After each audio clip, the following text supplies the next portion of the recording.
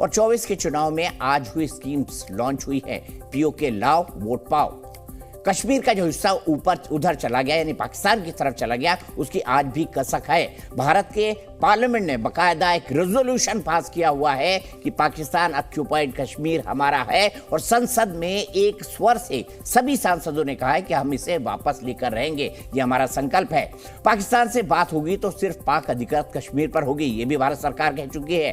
PoK को भूले नहीं है, उसके लिए जान भी दे देंगे, ये अमित शाह ने धारा 370 हटने के वक्त कहा था। देश की टॉप लीडरशिप के ये 3 बयान हैं, बताने के लिए काफी है कि पीओके को आज नहीं तो कल पाकिस्तान के कब्जे से छुड़ाना ही है। और इसमें सरकार की ऑफिशियल लाइन अभी तक ये है कि इसके लिए आर्मी की जरूरत नहीं पड़ेगी, बल्कि पाकिस्तान से परेशान पीओके की आवाम खुद ये काम कर रही है, बाउंड्री तोड़कर भारत से जुड़ जाएगी।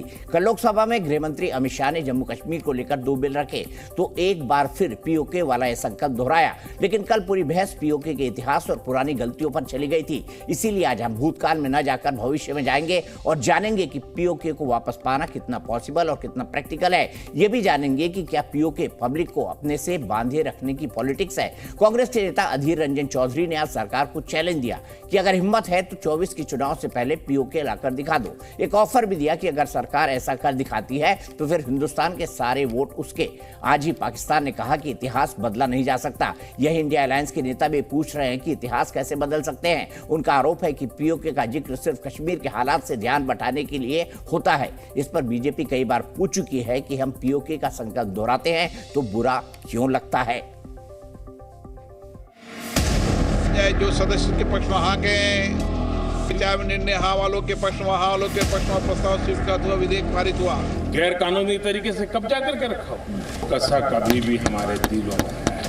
वह भारत का ही हिस्सा था, है और आगे भी हम मानते रहेंगे। जम्मू एंड कश्मीर के पीओके को आप भारत का हिस्सा नहीं मानते हो क्या?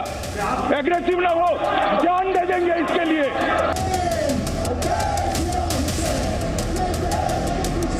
अगर सीज फायर 3 दिन लेट होता तो पाक ऑक्यूपाई कश्मीर आज भारत का हिस्सा। हर वक्त बहादुरी की बात करते हैं, ये हमटी डमटी दोनों जाके पीओके छीन के हमारा कब्जे में लाए। Position on Pakistan occupied Kashmir is very clear. I mean, we consider it a part of India and we've done so for. 2024 में चुनाव की पहले पीओके छीन के लाओ, सारे हिंदुस्तान की सब वोट तुम्हें मिलेगी। सवाल है पहले इलेक्शन तो करें, इलेक्शन होना चाहिए। हमारी डिमांड ये इलेक्शन होना चाहिए। जो हमले हो रहे हैं पीओके पर, जीएनपी पर, तो सब के लिए जिम्मेवार है अमित शाह। सुप्रीम कोर्ट ने रीऑर्गेनाइजेशन पे अपना फैसला सुनाया ही नहीं है और ये लोग तब्दीली पे तब्दीली ला रहे हैं। अगर वो वाकई सीरियस थे कि जम्मू कश्मीर में जो कश्मीरी पंडित हमारे लोग बाहर गए हैं उनको वापस लाना है, तो मेरे ख्याल में ये एक सुनहरी मौका था। अगर कश्मीर में सीटें रिजर्व होती।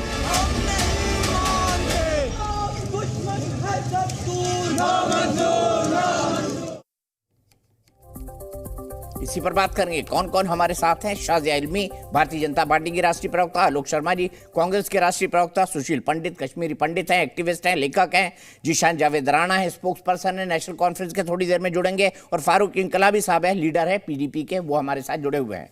शुरुआत आलोक शर्मा जी आपसे करना चाहता हूँ। कोई भी मुद्दा हो, लेकिन आपके नेता अधीर रंजन चौधरी हमटी डमटी कहते हैं अमित शाह और नरेंद्र मोदी को, क्या यह नाम सही है? देखिए, कौन कौन किस किस का क्या क्या नाम लेता आज का बहस का विषय नहीं है। मोदी साहब तो अपने साथ के सांसद को मूर्खों का सरदार कहते हैं, क्या वो नाम सही है? कांग्रेस पार्टी के हाथ के निशान को कहते हैं खूनी पंजा है, क्या वो सही है? तो क्या सही है और क्या गलत है, 2014 के बाद ये परिभाषाएं सब बेईमानी हो गई।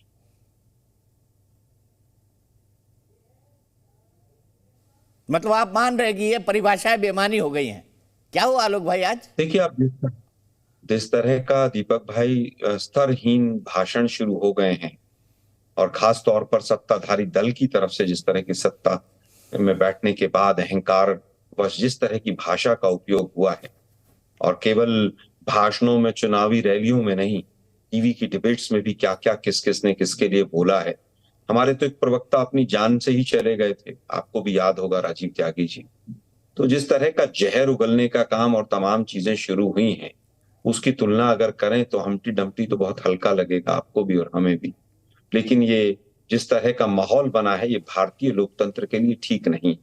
आप दूसरे के चुनावी निशान को खूनी पंजा कहें, कांग्रेस की विधवा कहें, ये ना तो व्यवहारिक लगता है, ना राजनीतिक लगता है, ना एथिकल लगता है, और किसी भी रूप में ये इन तमाम पदों को शोभा भी नहीं देता है। ठीक है, साजिद जी जवाब दे दीजिए, फिर मैं पाकिस्तान ऑक्यूपाइड कश्मीर पर आऊंगा।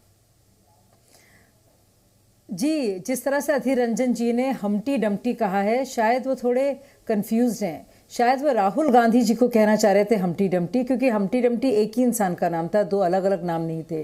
और अगर उन्हें पता होता तो इस राइम के बारे में, तो वो जानते Humpty Dumpty sat on a wall, Humpty Dumpty had a great fall. ये जो शिकस्त हुई है, जिसके वजह से आप मेल्टडाउन देख रहे हैं, ये उसका नतीजा है। All the king's horses and all the king's men could not put Humpty Dumpty together again. तो कोई ना कोई वजह है ना कि राहुल गांधी बाहर नहीं आ पा रहे हैं, कुछ बोल नहीं पा रहे हैं। आपकी बात पे शाजिया जी आलोक जी मुस्कुरा रहे हैं।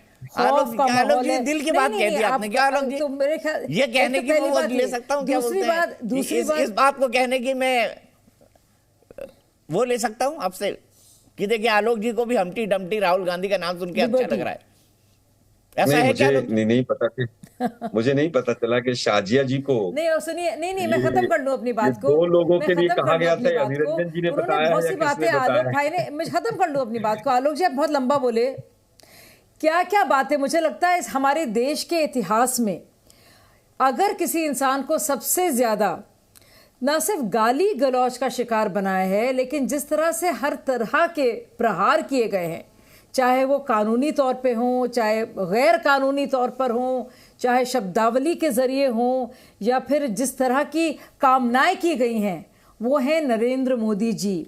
और उन सबको भेदते हुए हम देख रहे हैं वो महापुरुष खड़ा है उस जगह पर, झेल रहा है इन सब बातों को और देश को बदल रहा है। ये तो असलियत है और इससे कोई इसे नकार नहीं सकता। मौत का सौदागर, जो हिटलर की चाल चलेगा वो हिटलर की मौत मरेगा। और कामनाएं और ख्वाहिशें और दुआएं मांगी गई हैं, और किस प्रकार से मोदी जी की खुदा ना खास्ता मौत हो सकती है ये तक कहा गया है, और एक बार नहीं कई बार कहा गया है। टीवी डिबेट से मैंने सुना है। दूसरी बात, हमारे बहुत ही अच्छे साथी राजीव जी जिनका जिक्र किया, तो उसके लिए आप किसको जिम्मेदार ठहराना चाह रहे हैं आलोक जी? मुझे समझ भी नहीं आया आप क्या कहना चाह रहे थे। आप कुछ ऐसा संदेश देना चाह रहे हैं या कोई हिंट देना चाह रहे हैं कि इसका लेना देना किसी पार्टी से, किसी प्रवक्ता से है, जो जिसकी वजह से इतना दुर्भाग्यपूर्ण और इतना अफसोसनाक मामला हुआ। हमारे भी बहुत अच्छे साथी रहे हैं, ऑपोजिशन के रहे हैं, कांग्रेस के, लेकिन राजीव भाई बहुत प्रिय थे हमारे। दूसरी बात और ज़रूरी बात, अधीर रंजन चौधरी जी हम्टी डम्टी कह रहे हैं और अमित शाह प्रधानमंत्री जी को कह रहे हैं, और किस संदर्भ में कह रहे हैं? सोचिए, इतनी बड़ी चीज़ हमारे देश में हुई है, कोई सोच भी नहीं सकता था ये संभव है कि आर्टिकल 370 हटाया जाएगा, जो सब जानते थे या जानते थे लेकिन मानते नहीं थे कि वो टेम्पररी है, ट्रांजिशनल है, स्पेशल प्रोविजंस के तहत है। लेकिन क्या हुआ? किसी ने सोचा तक नहीं, और उसके ज़रिए जो समानता आई है वहाँ के लोगों के लिए, कश्मीरी वासियों के लिए, पूरे देश के हिसाब से तो एक निशान, एक संविधान और एक प्रधान, तो वो तो एक सपना था, वो तो संकल्प है ही भारतीय जनता पार्टी का। लेकिन आप सोचिए कितनी बड़ी चीज़ हो पाई है, जिससे कश्मीर वासियों का, हमारे बहनों का, सफाई कर्मचारियों का, वाल्मीकियों का, दलित भाइयों का, और जो विस्थापित हुए हैं उनका कितना फायदा हुआ है, इसका कोई जिक्र करना नहीं चाहता। ठीक है, आता हूं बात पे, लेकिन आज का मुद्दा हम्टी डम्टी से हमने शुरू किया था। शायद ये रुक जाइए, हम्टी डम्टी से हमने शुरू किया था, तो आलोक जी मैं कहना चाहता हूं, कांग्रेस को पता है दिक्कत क्या है, कांग्रेस को पता है गड्ढे कहां हैं, पर कांग्रेस वो गड्ढे भरने ही नहीं चाहती। अब भरना क्यों नहीं चाहती है, मेरी भी समझ से बाहर है। ये सही है ना आलोक भाई? 3 राज्यों की हार पर आपकी विशेष टिप्पणी। देखिए, मुझे लगता है अधीर रंजन चौधरी साहब जब भी मुंह खोलते हैं कुछ ऐसा करते हैं जो उनको इतिहास के पन्नों में जो है अमर कर देता है, भले से निगेटिव वे में। राष्ट्रपत्नी कह दिया उन्होंने राष्ट्रपति जी को, मतलब गजब है। ये सांसद है और आपकी पार्टी के नेता हैं, और कह रहे मैं तो हिंदी मेरे को आती नहीं, और बाकी जगह बड़े बड़े हिंदी के शब्द बोले थे कि उन्होंने। देखिए दीपक जी, शब्द गलत हमारे मुंह से भी निकल जाता है, कई बार आपके मुंह से भी निकल जाता है, हम भी क्षमा मांग लेते हैं, उन्होंने भी क्षमा मांग ली। लेकिन ये सोचना कि पूरा हिंदुस्तान का लोकतंत्र उस शब्द के ऊपर राष्ट्रपति पद की गरिमा है और तमाम चीजें, छोड़ दीजिए। आज जो हालत है परसेप्शन मैटर्स, आलोक जी एक रूल आप भी सीख लीजिए वरना दिक्कत हो जाएगी। इन पॉलिटिक्स परसेप्शन मैटर्स, और ये शब्द ही परसेप्शन बनाते हैं, हरकतें ही परसेप्शन बनाती है। हमारा हिंदुस्तान का लोकतंत्र को कुछ लोगों ने इतना हल्का समझ लिया है कि इन शब्दों से परसेप्शन बनती है। हिंदुस्तान का लोकतंत्र चिंतन और मनन से चलता है और रिजल्ट्स पर चलता है, और वक्त आने पर जनता जवाब भी मांगती है। मुझे लगता है कि आज जिस तरह से शाजिया जी ने जो शब्द कहे, धारा 370 हट गई, आज भी पूरा देश को गुमराह किया जा रहा है कि धारा 370 हट गई। चलिए अच्छा है, राहुल गांधी को पता है कि हमारा लोकतंत्र इतना शानदार है। अच्छी बात कही आपने आलोक जी, राहुल गांधी को पता लग गया कि हमारा लोकतंत्र वो शानदार है। आपके आर्टिकल 370 हटा नहीं है क्या? 35 से खत्म नहीं हुआ है, मतलब ये तो एक तथ्य है ना दीपक जी। तो देखिए बहुत गंभीर चर्चा है ये, बहुत गंभीर चर्चा है। अगर मैं कोई भी फैक्ट गलत बोलूं तो सुशील भाई बैठे हैं, मुझे ठीक कर देंगे। मैं उस वी द सिटीजन जो ऑर्गेनाइजेशन थी जिसने पहली PIL लगाई, उसके साथ भी जुड़ा रहा, और मेरे पास जितने फैक्ट फिगर्स हैं शायद बहुत लोगों के पास नहीं होंगे। आर्टिकल 370 आज भी हिंदुस्तान का संविधान का हिस्सा है, और जो अमेंडमेंट आया उसमें लिखा है using the powers of article 370 we are making these two changes, और उसमें 35A वर्ड भी नहीं है उस ऑर्डिनेंस में। उसमें केवल ये है कि उस समय पर जो कानून बना था वो निरस्त माना जाए, और जो कॉन्स्टिट्यूएंट असेंबली है उसको अब रिप्रेजेंट गवर्नर करेंगे। केवल ये 2 चेंज है, लेकिन दुर्भाग्य है कि झूठ बोला जाता है। आर्टिकल 370 के माध्यम से ही जम्मू कश्मीर जुड़ा हुआ है, इसमें कहीं कोई दो राय नहीं। और उसके बाद ये तो लोग कहते थे बहू लेकर आएंगे। मैं सुशील पंडित भाई से पूछना चाहता हूं कि क्या 15 साल का कैप है कि नहीं डोमिसाइल पे? क्या मैं वहां पर जमीन खरीद सकता हूं कि नहीं खरीद सकता हूं? और अगर आर्टिकल 370 में आपके बदलाव से इतना परिवर्तन आ गया, तो ये परिवर्तन तो बहुत पहले आए हैं। प्रधानमंत्री होते थे वो हटे, हाई कोर्ट, सुप्रीम कोर्ट, पंचायती राज, कंकरेंट लिस्ट, बहुत सारे चेंजेस पहले भी आए। और अमित शाह जी की स्टेटमेंट दे रहा हूं मैं तो कि 36 चेंजेस आप लोगों ने भी किए, उसी तरह के 2 चेंजेस किए। लेकिन मार्केटिंग इनको बहुत अच्छी आती है, हमें नहीं आती है उतनी अच्छी मार्केटिंग। मैं कोई भी फैक्ट गलत बोलूं तो सुशील भाई मुझे रोक सकते हैं। अभी 2 महीने पहले भी 1-1.25 महीना 1.5 महीना सुप्रीम कोर्ट में क्या आर्टिकल 370 को हटाने के लिए तमाम केसेस जो चल रहे थे उनकी सुनवाई नहीं थी, और उसमें क्या सरकार को कटघरे में नहीं खड़ा किया गया था। मैं समझता हूं कि सारे फैक्ट्स ऑन रिकॉर्ड। जुलाई में 2016 में जब धारा 370 का केस सुप्रीम कोर्ट में था तो केंद्र सरकार का स्टेटमेंट था we have nothing to do with article 370। अगर मैं एक भी फैक्ट गलत दे रहा हूं तो मैं ऑन रिकॉर्ड सब कुछ बोल रहा हूं, और सुशील भाई मेरी बात पर हाँ कर रहे हैं। सुशील भाई जवाब देंगे, क्योंकि आपने सुशील भाई का इतना प्यार से इतना नाम लिया है, सुशील भाई जवाब दे ले। फिर मैं आपको जोक सुनाऊंगा आलोक भाई, एक जोक सुनाऊंगा। केवल अंतिम बात कहना, बोल दीजिए। मैं केवल अंतिम बात कहना चाहूँ। कुछ गलतियां हमसे भी रही, कुछ गलतियां उनसे भी रही, लेकिन जम्मू कश्मीर के ऊपर राजनीति करने का काम बीजेपी ने जिस तरह से किया, आज वहां के कश्मीरी पंडित भाई भी पूछ रहे हैं भाई 4.5 साल 5 साल हो गए आपको, आप चुनाव नहीं करा पाए, आप स्टेटहुड का दर्जा नहीं दिला पाए, आप अब POK की बात करने लग गए। जब तक इन 3 राज्यों का चुनाव था तो पूरे मीडिया में हमास चल रहा था। ये स्वाभाविक है कि जब इस तरह की कोई चुनाव नजदीक आएंगे तो इस तरह की घटनाएं होंगी। कितने लोगों को सजा मिल गई, हमसे तो कहते थे भाई हमने कुछ नहीं किया, लेकिन आप लोगों ने 4.5 साल में क्या केवल वो 150 करोड़ की फाइलें ही क्लियर की हैं? क्या पुलवामा और तमाम चीजें ही सामने हैं? अभी भी पिछले 3 महीने में 5 आतंकवाद की बड़ी बड़ी घटनाएं हुई हैं। क्या आतंकवाद समाप्त हो गया? सुशील भाई बैठे हैं यहाँ पर, मैं इस पर कोई राजनीति नहीं कर रहा। 370 तो हटा ही नहीं, तमाशा जरूर बना दिया बीजेपी ने, यही कह रहे हैं आलोक भाई। मैं स्ट्रेट फॉरवर्ड कह रहा हूं, आर्टिकल 370 आज भी हिंदुस्तान के संविधान का हिस्सा है। मैं अपनी बात को पूरे दम से कह रहा हूं। ठीक है, उसमें 2 बदलाव आप लेकर आए। ठीक है, 2 बदलाव आप लेकर, बिल्कुल सही कह रहे हैं पढ़ा सामने। पर मैं फिर कह रहा हूं आलोक जी, इन पॉलिटिक्स परसेप्शन मैटर्स, याद रखिएगा। सुशील पंडित जवाब दे, फिर आलोक भाई का जो जवाब है मैं उस पर एक जोक सुनाऊंगा। दीपक भाई, आज एक जोक सुना आलोक भाई। झूठा परसेप्शन बनाकर आप जम्मू कश्मीर की प्रॉब्लम को सॉल्व नहीं कर सकते। झूठा परसेप्शन बनाकर आप कश्मीरी पंडितों को वापस नहीं ला सकते। हमने तो जम्मू कश्मीर से लेकर यहां तक उनको रिजर्वेशन भी दिया, उड़ान योजना भी आई, द्वारका से लेकर पंजाबी बाग मकान भी दिए, सब कुछ दिए। हमसे फिर भी कमियां रही होंगी, लेकिन बीजेपी के प्रवक्ता दो काम बताकर जाएं कि भाई कश्मीरी पंडितों के लिए हमने शादियां बताएंगे। सुशील पंडित जी आपका जवाब। आलोक भाई लंबा बोलिए, मुझे जोक भी सुनाना, थोड़े लिए टाइम मेरे लिए भी रखिए। धन्यवाद दीपक जी। पैनल में उपस्थित सभी महानुभावों को मेरा नमस्कार और आपके दर्शकों को भी।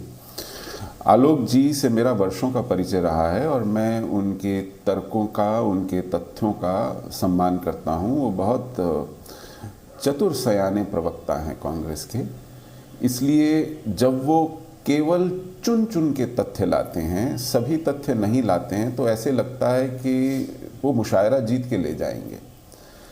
ये बात सही है कि हमारे संविधान में अनुच्छेद 370 अभी भी विद्यमान है, लेकिन ये बात भी सही है कि वह अपने सभी प्रावधानों से निरस्त होकर विद्यमान है। केवल एक घोषणा करता हुआ विद्यमान है कि जम्मू कश्मीर राज्य भारत का अभिन्न अंग है।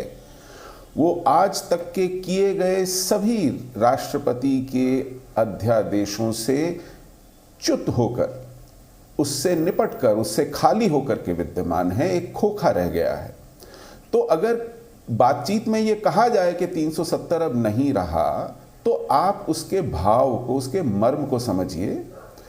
उसकी टेक्निकलिटीज में वो शब्दशः जाने की आवश्यकता नहीं है। 370 की शरीर और आत्मा लगभग दोनों निकल गई हैं, कंकाल बचा है, और वह कंकाल किसी भी रूप से ऐसे नहीं कहा जा सकता कि अभी भी एक जीवंत प्रावधान है। रही दूसरी बात, इन्होंने बिल्कुल ठीक कहा, वह प्रावधान गाजे बाजे के साथ हटाने के बाद 8 ही महीने में जिस तरह से डोमिसाइल नोटिफिकेशन आया भारत के गृह मंत्रालय की तरफ से, एक 70 साल पुराने दुर्ग को ढहाने के बाद आप 15 साल ऊंची एक दीवार खड़ी कर देते हैं, जिसको फांद कर शेष भारत के नागरिकों का कश्मीर में बस जाना, काम कर पाना, परिवार पालना, वहाँ का नागरिक हो जाना बहुत दूभर हो गया है। तो कई बार लगता है कि ऐसा क्यों किया फिर, अगर यही करना था। लेकिन एक बड़ी चर्चा और है। आपने बिल्कुल ठीक कहा, और नेहरू जी ने भी कहा था, ये घिसते घिसते घिस जाएगी, और ऐसे बहुत से मौके आए जब आपने उसके बहुत से प्रावधानों को ख़त्म किया। लेकिन ये भूलना नहीं चाहिए कि उन प्रावधानों को ख़त्म करने के बाद भी भारत की संसद के अधिकार क्षेत्र से बाहर था कश्मीर। जब इन्हीं की सरकार ने राइट टू एजुकेशन को फंडामेंटल राइट बनाया, वो कश्मीर पे लागू नहीं होता था। जब इन्हीं की सरकार ने राइट टू फूड सिक्योरिटी, तो ऐसे बहुत से मौलिक अधिकार थे जो कश्मीर में लागू नहीं होते थे। 100 से ज्यादा कानून थे जो कश्मीर में लागू नहीं होते थे। टोकनिज्म के चलते हाँ, इन्होंने वहां पर प्राइम मिनिस्टर, वजीर आजम का पद खत्म करके उसको मुख्यमंत्री बना दिया। ये नाम बहुत महत्वपूर्ण है, लेकिन फिर भी टोकन है ना, वो अधिकार वही थे। इसी तरह सदर रियासत को उन्होंने गवर्नर बना दिया। ऐसे बहुत से प्रावधान धीरे धीरे, सुप्रीम कोर्ट का कुछ मामलों में दखल उन्होंने किया, हमारे इलेक्शन कमीशन का कुछ मामलों में दखल उन्होंने किया। 9 दिन चले 2.5 कोस। आप टपका टपका कर, बूंद बूंद से जब किसी व्यक्ति की प्यास बुझाना चाहते हैं, क्या बुझेगी प्यास?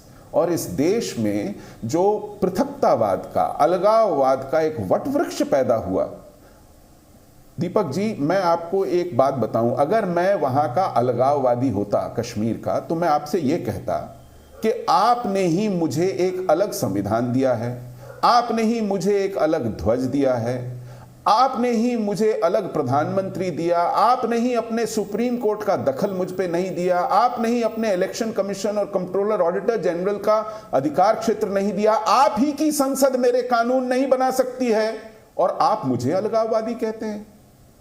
तो ये पूरे अलगाव की मानसिकता को एक व्यवस्था के तरीके से पोषित करने का काम 370 के तहत किया, और फिर कह रहे हैं कि वो तो घिसते घिसते घिस जाएगी। वहां जिहाद सर चढ़ के बोल रहा है पिछले 70 साल में। आपने दिल जीतने के चक्कर में वहां ऐसा सब कुछ किया जो दुनिया में इसकी कहीं मिसाल नहीं मिलती है कि आपने अपने लोकतंत्र को, अपने सेक्युलरिज्म को अलग रख दिया सेक्युलरिज्म के नाम पर, और वहां जिहाद को पनपाने दिया। अब एक बात और है और मैं आपसे इसके लिए आधे मिनट का समय चाहूंगा दीपक जी। हम ब्रेक पे बाद आते हैं सुशील भाई, मैं फिर आऊंगा। ये अलगाववाद का जहर जो फैला है इस पर उनको छूटना नहीं चाहिए। आलोक जी आज फिर मुस्कुरा रहे हैं। आलोक जी मुझे लग रहा है कुछ अलग मूड में है। ठीक है, तो कौन कौन मेरे साथ है? शाजिया इल्मी जी बीजेपी की तरफ से, आलोक शर्मा जी कांग्रेस की तरफ से, सुशील पंडित जी एक इंटेलेक्चुअल कश्मीरी पंडित, साथ ही साथ लेखक film maker Zeeshan Javed Rana, spokes person national conference के, फारूक इनकलाबी साहब लीडर पीडीपी के। तो मतलब आलोक जी आप यही जता रहे हैं ना कि भाई 370 तो हटा नहीं है, ये तो जुबानी जमा करता है, परसेप्शन इन्होंने बना लिया। यही बात कह रहे हैं ना आलोक जी? मैं गलत तो नहीं हूं? यही मैं समझी आपकी बात को? देखिए, मुझे लगता है कि सुशील भाई ने जो कहा उसके बाद तो कहीं कोई संदेह रह ही नहीं जाता। अच्छा ठीक है, मैं अब आपको एक जोक सुनाता हूं। सुनिए अब सुन लीजिए ना। अंतिम बात सुन तो लीजिए, बोल लीजिए।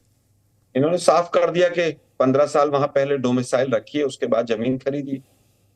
जो बहू लाने वाली बात थी वो तो पहले ही नकार चुकी है सरकार। तो वे बदलाव शायद आरटीई का हुआ, इन्होंने जैसा मुझे समझाया कि राइट टू एजुकेशन का।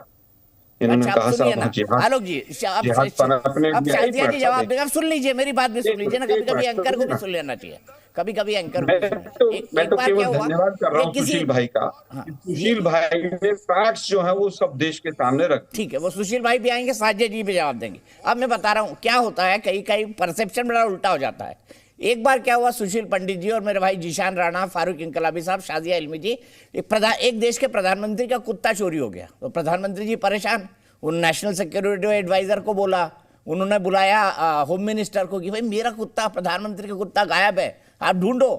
तो बोला गया पुलिस को। अब पुलिस ने 1 दिन लगाए, 2 दिन लगाए, तो फाइनली ये हुआ कि कुत्ता 7-8 दिन तक मिला नहीं। तो प्राइम मिनिस्टर साहब परेशान, उन्होंने अपने पीएस को बोला कि जाओ जाके देख के आओ तफ्तीश कहाँ चल रही है। तो एक जंगल की तरफ पुलिस वाले ले गए उसको, और जंगल में गए तो उन्होंने देखा एक भालू होता है ना, भालू उसको पेड़ से बांध दिया है और मार रहे हैं, उसको मार रहे होते हैं और उसको बोल रहे होते हैं बोल तो ही प्रधानमंत्री का कुत्ता है। तो आलोक भाई वैसी बात बता रहे कि नहीं 370 तो अभी भी जिंदा है। अरे सबको पता है, उसी प्रावधान का इस्तेमाल करके उन्होंने 370 खत्म की है। तो आलोक जी रीच को कुत्ता मत बनाइए प्लीज। बहुत निम्न स्तर का आपने बहुत निम्न स्तर का एग्जाम्पल दिया। मैं इसलिए कहूंगा का दे दीजिए। आप लोग केवल बीजेपी के लिए एडवर्टीजमेंट कर सकते हैं, नहीं तो आप बता दीजिए कौन से 2 चेंज हुए। मैं आपसे पूछ रहा हूँ, ये आपका कंफ्यूजन है। मैं चुप हो गया हूँ बिल्कुल। आप बता दीजिए कि ये चेंज आने के बाद कौन से 2 चेंज हुए जो पहले नहीं थे। दीपक भाई वो उत्तर देंगे। पहले मुझे लग रहा था आलोक भाई आज मूड में नहीं है, अब आए मूड में। जैसे उन्होंने बीजेपी का बताया ना मेरे को, मुझे लग गया आलोक भाई मूड में आ गए। अब मुझे सीधा सवाल पूछ रहा हूँ आपसे, एक इंतहा है 2019 के बाद कौन से 2 चेंज आए हैं? बताइए शाजिया इल्मी जी, 2019 के बाद क्या 2 चेंज आए? मैं आपसे पूछ रहा हूँ दीपक भाई, आप उत्तर दे दीजिए। आपने बहुत सबसे पहले तो मैं कहना चाहूंगी, आप हल्के में लेते हैं। हल्के में नहीं ले रहा हूँ, मैं आपको उदाहरण दे रहा हूँ आलोक भाई, इमोशनल ना होइए। इमोशनल नहीं हो रहा मैं। जम्मू कश्मीर की सिचुएशन को बिगाड़ने में हिंदुस्तान के यहाँ के नोएडा के मीडिया का भी बहुत बड़ा हाथ है। तो यहाँ पर बैठाइए जम्मू कश्मीर के लोग। जब समस्या थी नोएडा में मीडिया था ही नहीं आलोक भाई, भूल गए आप। जब समस्या शुरू हुई नोएडा में मीडिया था ही नहीं। बहुत बड़ा हाथ है, बहुत बड़ा हाथ है। मैं अपनी बात पर कायम हूं। मैं ठीक है, कि आप यहाँ पर केवल हिंदू मुसलमान करके अगर सोचें कि जम्मू कश्मीर की प्रॉब्लम को सॉल्व कर लेंगे तो ये ठीक नहीं है, ये उचित नहीं है। ठीक है, और अगर हो सकता होता तो 9.5 साल चले गए। अब तो क्यों नहीं हुआ? ठीक है, क्यों नहीं चुनाव हो पा रहे वहां पर? मीडिया को ये सवाल बीजेपी से पूछना चाहिए, लेकिन आज भी आप केवल और केवल यही सवाल बीजेपी से पूछ रहे हैं। बताइए 9.5 साल में शाजिया इल्मी क्या कर दिया, और बताइए चुनाव क्यों नहीं हो पा रहे? शाजिया इल्मी बताइए, करना चाहते हैं। लीजिए आलोक जी, आप ही का सवाल पूछ लिया उनसे। प्रधानमंत्री जी ने एक ट्वीट किया था और उसमें कहा था कि क्या क्या बातें होंगी और किस तरह से मेल्टडाउन होगा। और आपने देखा उस मेल्टडाउन का, यानी कि इतना खिसियाकर और सिमेंटिक्स और शब्दावली का इस्तेमाल करके तथ्यों को ही और तर्क और कुतर्क का अंतर ही बिगाड़ देना और ख़त्म कर देना, ये हमने देखा आलोक जी को। ये बताना चाह रहे थे और आपके माध्यम के जरिए पूरे देश की जनता को ये बताना चाह रहे थे कि दरअसल आर्टिकल 370 है, जिसको बहुत ही अच्छी तरह से डिटेल में विस्तार से और तफसील से बता दिया सुशील जी ने कि वो एक फॉर्म के तौर पर है वो। अरे मुझे बोलने दीजिए भाई साहब, मैं कह रहा हूं कि अभी पीसीआर उस ऑर्डिनेंस को निकाले कि जो उसका, अरे भाई आप बोलने दीजिए मुझे, आप बोलने दीजिए।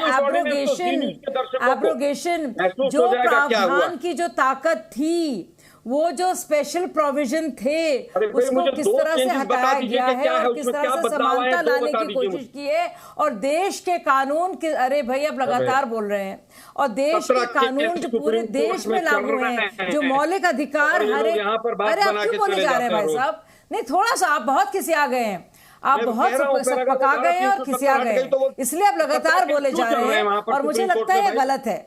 मुझे लगता है ये गलत है, आपको मानना चाहिए और सुनना चाहिए। और मैं आपको कुछ आंकड़े दे दूं, मैं आपको कुछ आंकड़े दे, नहीं, आप बहुत चालाकी से, और आपको लग रहा था आप बहुत ज़हीन और महीन बात कर रहे हैं, दरअसल आप बहुत ही बेवकूफ़ी वाली बात कर रहे थे, ये कहकर कि आर्टिकल 370 है, 35A का प्रोविजन ही नहीं है। 35A के बारे में तो चीफ जस्टिस ऑफ इंडिया ने कहा है कि वो बहुत ही डिस्क्रिमिनेटरी है, वो भेदभाव करने वाला है। मैं कहूंगी बेवकूफी वाली बात, क्योंकि आपने की है, आपने सोचा पकड़बंदी कर रहे हैं, लेकिन दरअसल आप बेवकूफी कर रहे हैं। अगर आपकी पार्टी की तारीफ कर रहे थे, आपकी पार्टी जीत जाए, रोज तारीफ करूंगा, रोज करूंगा आलोक भाई तारीफ।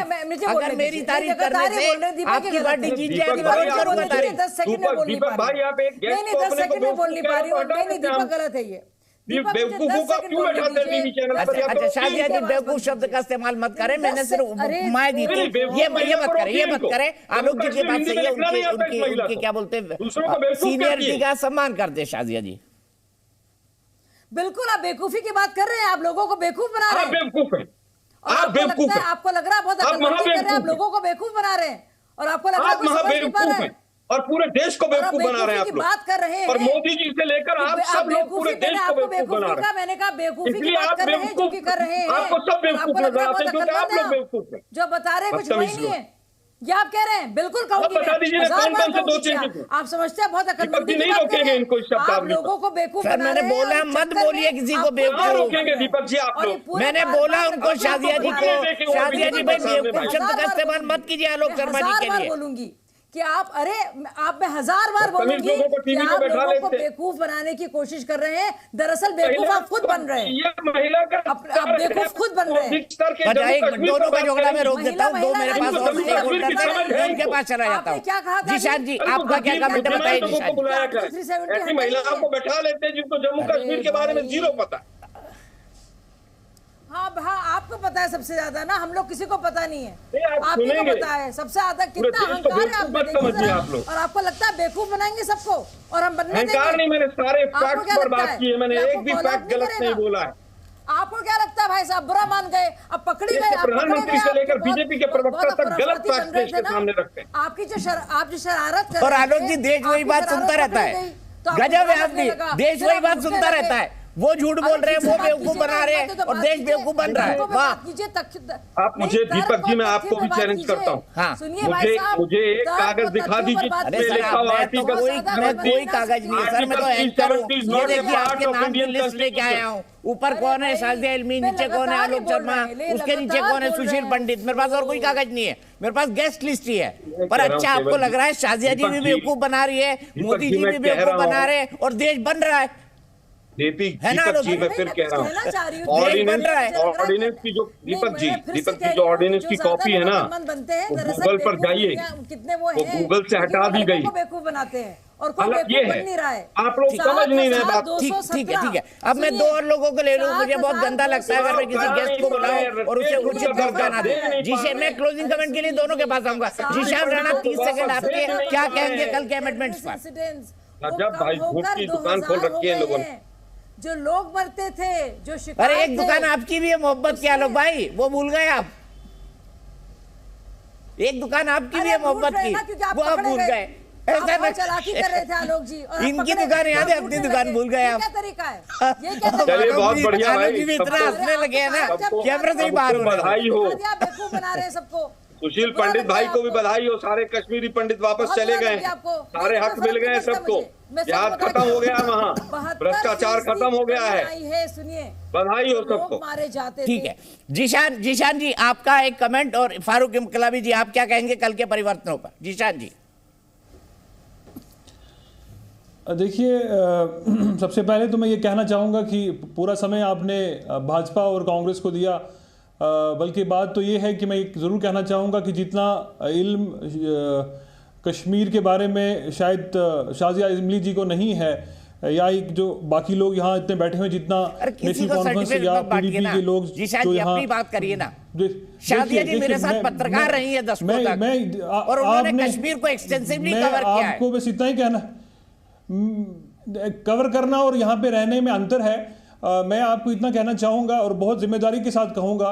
पहला तो ये कि जो जिस तरीके से कल रिजर्वेशन पास की गई, जिस तरीके से कश्मीरी पंडित भाइयों को 2 सीट्स जो हैं रिजर्वेशन में दी और एक पीओजे के रेफ्यूजीज के लिए दी, मैं सबसे पहले ये कहना चाहूँगा कि देखिए, नेशनल कॉन्फ्रेंस कभी भी किसी कम्युनिटी के खिलाफ रिजर्वेशन के लिए नहीं है, मगर जिस तरीके से ये रिजर्वेशन दी गई है हम ज़रूर उसके खिलाफ हैं, क्योंकि यहाँ की चुनी हुई सरकार के पास पावर्स होने चाहिए कि जो पावर्स इन्होंने लेफ्टिनेंट गवर्नर को दिए हैं, ये बीजेपी की तरफ से मैं ये समझता हूँ, क्योंकि पिछले 4 साल से जिस तरीके से आलोक शर्मा साहब कह रहे थे और बहुत अच्छे तरीके से उन्होंने बताया कि 4 साल से बीजेपी के पास जम्मू कश्मीर के लिए को लेके कुछ नहीं है, मगर कुछ ना कुछ हर 5 महीने के बाद, हर 10 महीने के बाद कुछ ना कुछ ऐसा जरूर ले आते हैं जिससे ये लोगों की अटेंशन को डाइवर्ट करते हैं। बीजेपी ने पिछले 4 साल में जो प्रॉमिसेस किए, चाहे वो ग्रास रूट लेवल पे यहाँ पे इलेक्शंस, यहाँ पे डेमोक्रेसी को रिस्टोर करने का, यहाँ पे अनएम्प्लॉयमेंट को खत्म करने का, यहाँ पे एक करप्शन फ्री गवर्नेंस का, मगर वो सारे वादे जो हैं वो खोखले निकले, क्योंकि जमीन पे अगर आप आके देखेंगे जम्मू कश्मीर में जो करप्शन का लेवल है, इस वक्त क्लोजिंग कमेंट ले लूंगा। देखिए, जो आज का आपका मुद्दा था पीओके को लेकर के, कि भारत में भारतीय जनता पार्टी के लोग जो हैं ये कह रहे हैं कि वो हमारा हिस्सा है और हम लेके रहेंगे। मैं सबसे पहले आपको ये कहना चाहता हूं कि जो जम्मू कश्मीर आपके पास है, यहाँ के लोगों पर जो आपने जुल्म किए हैं, मुझे नहीं लगता कि ये जुल्म देख करके जो वहां पर पाकिस्तान के पास लोग हैं वो ये चाहेंगे कि हम जम्मू कश्मीर जो है हमारा भी हिंदुस्तान के साथ जाए। आपके साथ क्या जुल्म हुआ, थोड़ा बताइए मुझे। देखिए, जम्मू कश्मीर के अवाम के हकूक पर आपके साथ इल्जाम क्या हुआ है, तो क्यों पीओके के लोग जो हैं वो आपके साथ क्या हुआ बताइए ना, फारूक साहब बताइए। पीडीपी नेताओं ने लंबे समय सत्ता की मलाई खाई है, आप कह रहे हैं हमारे साथ जुल्म हुआ, क्या जुल्म हुआ बताइए ना। जिसमें ऑलरेडी वहां पे 8 सीटें रिजर्व हैं, 5 सीटें पीओके में जो है वुमेन्स के लिए रिजर्व हैं, 1 सीट वहां पे रिजर्व है जो लोग वहां के बाहर जो रहते हैं। अरे फारूक साहब, मेरे सवाल का जवाब नहीं दे रहे हैं, आप बताइए ना क्या जुल्म किया भारत ने आप पर 70 साल? पार्टी ने हमारा स्टेट का दर्जा छीना, हमें यूटी बना दिया, हमें ऑफिसर से उठा के चपरासी बना दिया। बता दीजिए क्या जुल्म किया भारत सरकार ने आप पर? फारूक इनकलाबी साहब, जुल्म बताइए ना, क्या जुल्म किया? वोट देना चाहती है जी, क्या जुल्म हुआ आपके साथ 70 साल? जुल्म है, इससे बड़ा जुल्म कौन सा है? क्या जुल्म बताइए ना, जुल्म क्या है और सियासत क्या है समझ जाइए। आप पिछले 5-6 सालों से इलेक्शन नहीं करा रहे, आप यहाँ पे डेमोक्रेसी को बहाल नहीं होने दे रहे, अफसरशाही का निजाम आपने बना के रखा है। यूपी से बिहार से उठा करके लोग हमको यहाँ करते हैं, आप सड़कें बनवा रहे हैं, सुनिए आप सड़कें बनवा रहे हैं, आप हाइड्रो पावर की कैपेसिटी बढ़वा रहे हैं, जम्मू कश्मीर के लोगों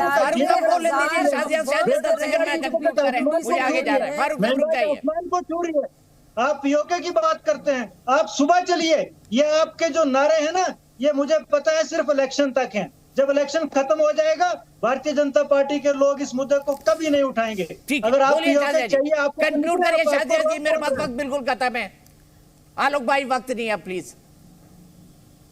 मैं केवल इतना कहना चाहूंगा दीपक भाई कि नेशनल कॉन्फ्रेंस के साथ पिछली बार बोलने नहीं दिया था, मैं अपनी बात को रखूंगी 10 सेकंड के लिए विदाउट आलोक जी इंटरफियरिंग। पीडीपी और नेशनल कॉन्फ्रेंस क्या शब्दावली बीजेपी के लिए इस्तेमाल कर रही है वो देख लीजिए। और दूसरी चीज, एक ही चुनाव हुआ है पिछले 5 साल में, और वो भी वैली में नहीं हुआ है कि मुस्लिम एरिया में हुआ हो, नॉन मुस्लिम एरिया में हुआ है, और बीजेपी बहुत बुरी तरह से हारी है। ठीक है, इसीलिए चुनाव नहीं करा रहे कि डर रहे हैं। ठीक है, शाहद आलमी जी बताइए, जवाब दे दीजिए, मुझे कंक्लूड करना है। जी मैं अब सब बातों का, मुझे आप प्लीज 20 सेकंड का मौका दीजिए, क्योंकि पिछली बार जब मैं बोलने की कोशिश कर रही थी तो लगातार कोई भाई साहब रोने लगे थे और मुझे बोलने नहीं दे रहे थे, वो इतने रूठे हुए थे। मैं आपको बताना चाहती हूँ कि कम से कम 72% कमी आई है उन लोगों में जो मरते थे आतंकवादी घटनाओं के चलते।